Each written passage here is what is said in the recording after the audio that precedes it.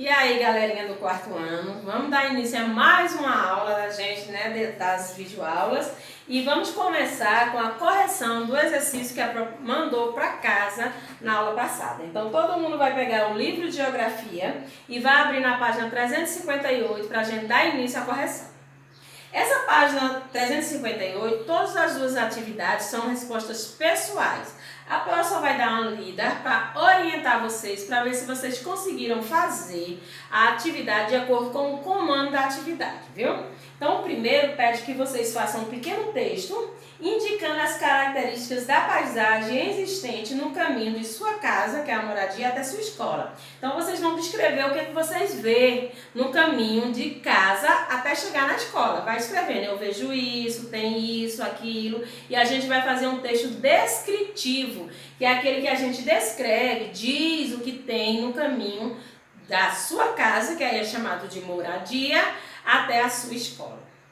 Depois, no 2, pede para a gente desenhar, fazer um desenho simples, do jeito que a gente sabe desenhar, porque a finalidade aqui não é ver quem desenha melhor, é se a gente consegue desenhar criando pontos de referência. O que são pontos de referência, Progil?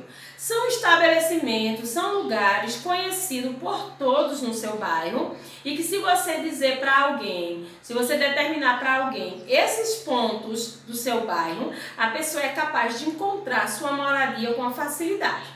Então, a gente vai desenhar o caminho de casa até a escola, desenhando se tem no caminho escolas, fora a sua, se tem praças, se tem lojas. Nessas lojas a gente pode colocar mercadinhos, padarias, quitandas, tudo que a gente encontra no caminho que a gente possa utilizar para dizer minha casa fica perto de tal lugar.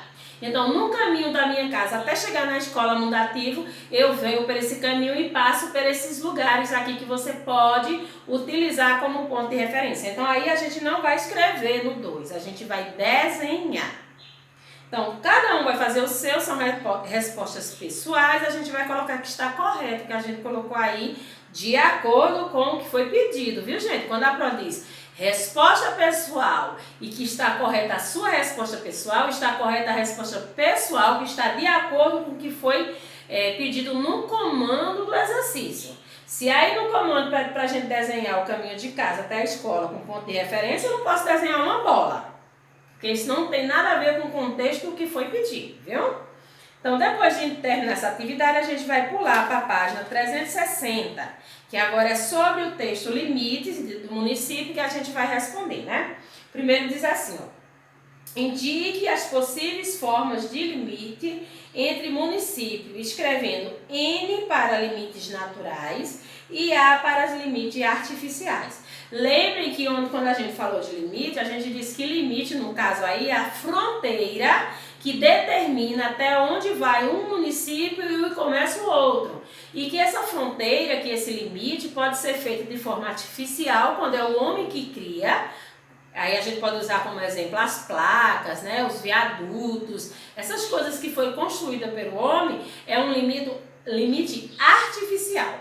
Já os limites naturais são aqueles que a natureza determinou. A Pro até deu de exemplo o nosso rio, né? O nosso rio é um limite natural que faz fronteira entre a cidade de Petrolina, que é o nosso município, e a de Juazeiro, que fica ali do outro lado da Bahia. Então, quando for limite natural, for a natureza que criou, a gente vai colocar N, e quando foi o homem que criou, a gente vai colocar A. Então, o rio a gente vai botar N, a cerca vai colocar A ferrovia vai colocar A rodovia vai colocar A, ponte A, o mar N, né? A lagoa N e a serra N. Então, tudo que foi criado pela natureza é N, tudo que foi criado pelo homem é A. No 2 diz, observe as ilustrações a seguir e localize o município de Correntes e complete as frases. Então, aí vocês têm uma imagem, né? Tem os municípios, município de Praça, município de São João, município de Correntes e município de Palmeiras. Observem essa gravura aí. Tudo que se vai perguntar agora é referente ao que a gente consegue entender aí da gravura. Então, no primeiro diz assim, a oeste do município de Correntes está o município de Aí a gente vai escrever aí, palmeiras. A resposta é palmeiras. Entre eles há um limite natural, porque há um rio, né? Entre o município de Correntes e de Palmeira, a gente tem um limite natural que é o rio. Esse limite é aí a gente vai escrever esse nome aí, rio. A noroeste do município de Correntes está o município de Praça. A gente vai escrever aí, Praça. Letras maiúsculas, viu, gente? São nomes de municípios. Aí, praça não é o lugar onde a gente vai brincar de bola com os coleguinhas, não. Praça aí é o nome do município.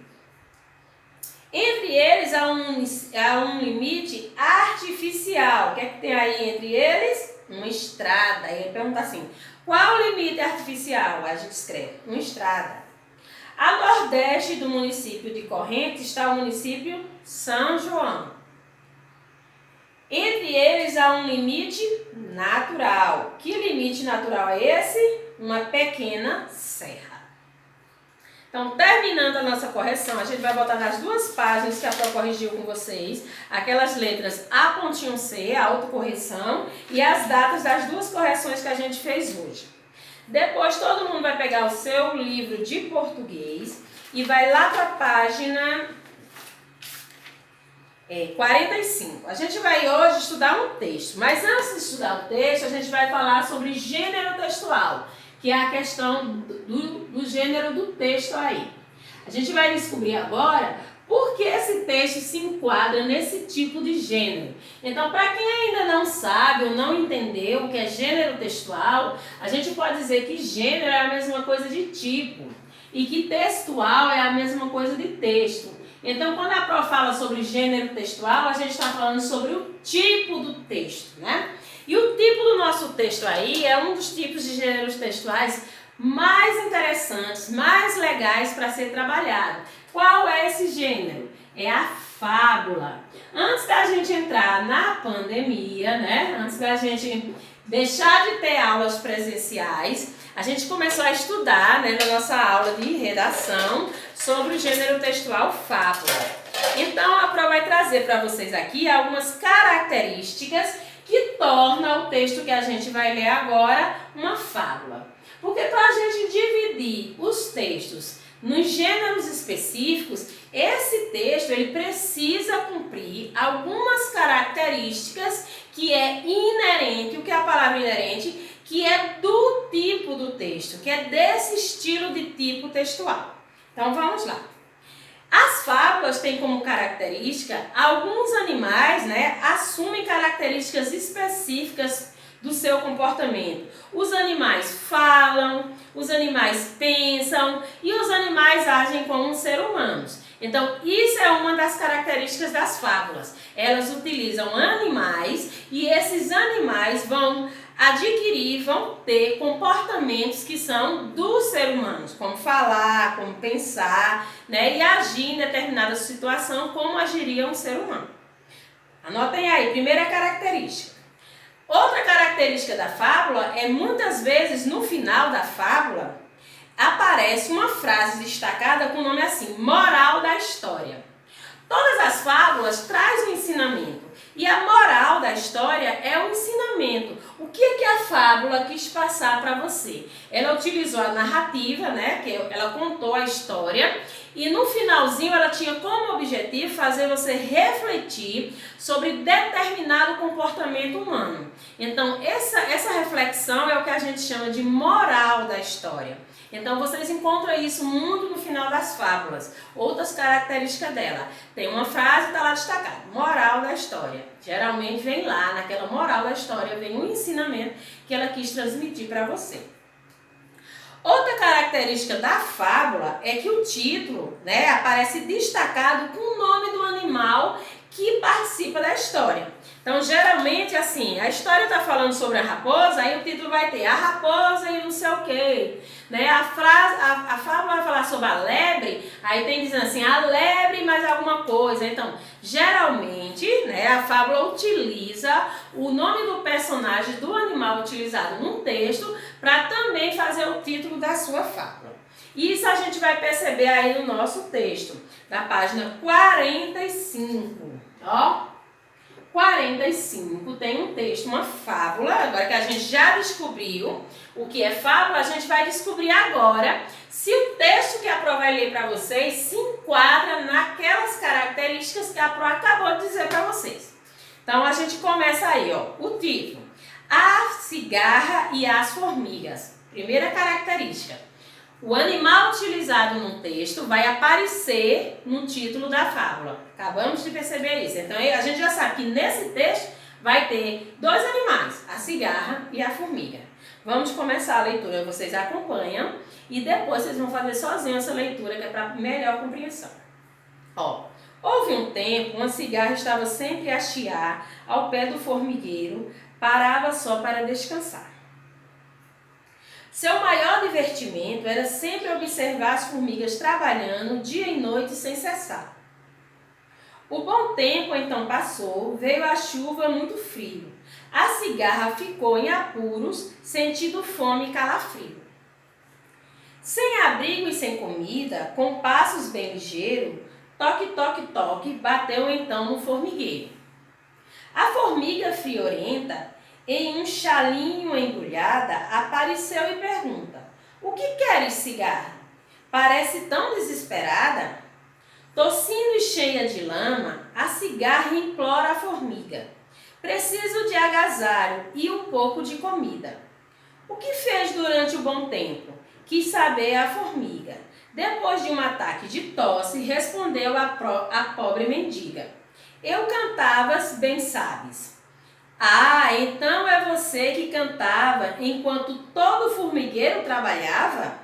Pois entre, amiguinha, você nos proporcionou muita alegria com toda a sua cantoria.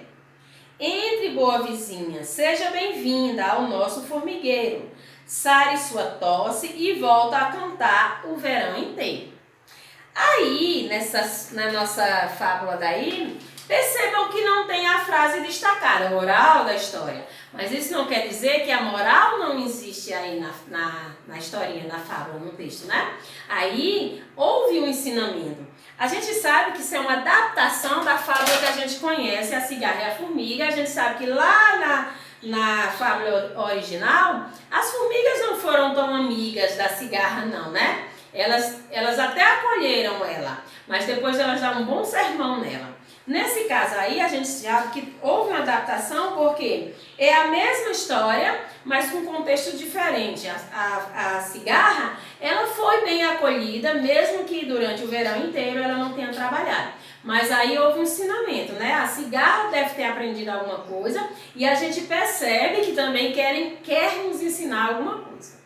Então, vocês vão fazer novamente a leitura e vão responder as páginas que a Pro vai colocar aqui no quadro. Esse que a Pro botou é só o texto para leitura. Para vocês responderem, para interpretarem de acordo com a fábula, então a gente vai interpretar a página 46 e a página 47. Na próxima aula a gente vai voltar com essa correção. Percebam e vejam aí que vocês conseguiram identificar todas as características que a Pro disse para vocês, né? Os animais agiram como pessoas, no caso os animais era a cigarra e a formiga. O nome do animal, né, o título da fábula estava lá, né? No título da fábula estava o nome do animal.